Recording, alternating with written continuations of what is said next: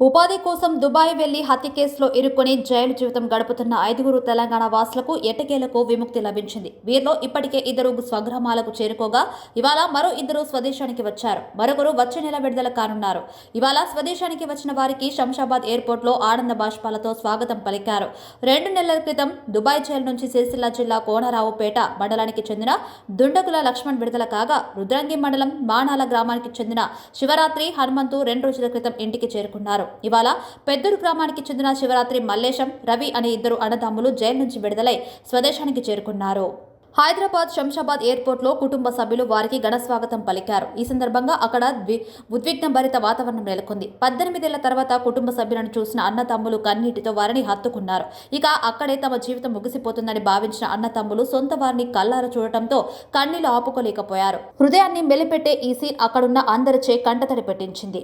గత 18 ఏళ్ల క్రితం అంటే 2005లో జిల్లాకు చెందిన మల్లేశం, రవి, హనుమంతు, లక్ష్మణ్, వెంకటేష్ దుబాయ్ వెళ్లారు. అక్కడకు వెళ్లిన 6 నెలలకే నేపాల్కు చెందిన బహదూర్ సింగ్ అనే వాచ్మెన్ హత్యకు గురయ్యాడు. అక్కడే పనిచేస్తున్న ఈ 5 హత్య కేసులో ఇరుక్కున్నారు. భాష సరిగా రాకపోవడంతో పోలీసులకు ఏం చెప్పారో తెలియదు కానీ శిక్ష రుజువు కావడంతో దుబాయ్ కోర్టు మొదట 10 ఏళ్ల జైలు శిక్ష విధించింది. అనంతరం అప్పీలుకు వెళ్లగా 25 ఏళ్ల శిక్ష విధించింది.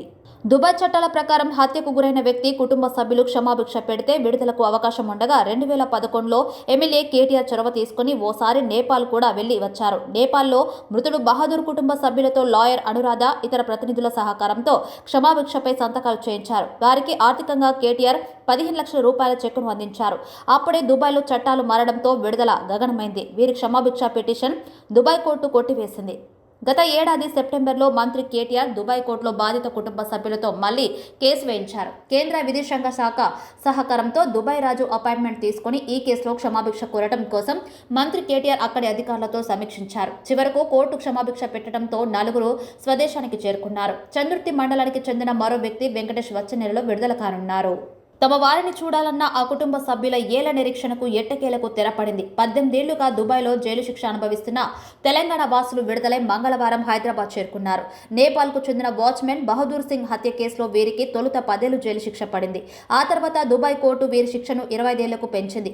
విషయం తెలుసుకున్న మాజీ మంత్రి కేటీఆర్ నేపాల్ వెళ్లి హతుని కుటుంబ సభ్యులకు స్వయంగా 15 లక్షల రూపాయల పరిహారం చెల్లించి క్షమాభిక్ష పత్రం రాయించారు. అయితే నిబంధనలు మారడంతో వీరి విడుదలకు కోర్టు అంగీకరించలేదు.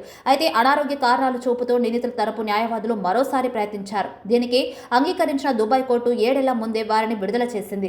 కేటీఆర్ చొరవతో జైలు నుంచి విడుదలైన వీరికి ఆయన తన సొంత ఖర్చులతో విమాన టికెట్లు అందజేశారు. దీంతో దుబాయ్ నుంచి సిరిసిల్ల, రుద్రంగి, కోనరావుపేట మండలాలకు చెందిన 5 హైదరాబాద్ వచ్చారు. 18 ఏళ్ల తర్వాత తమ వారిని చూసిన కుటుంబ సభ్యులు భావోద్వేగంతో కన్నీళ్లు పెట్టుకున్నారు. ఈ సందర్భంగా తమ వారి విడుదలకు చొరవ చూపిన కేటీఆర్కు బాధిత కుటుంబీకులు కృతజ్ఞతలు తెలిపారు.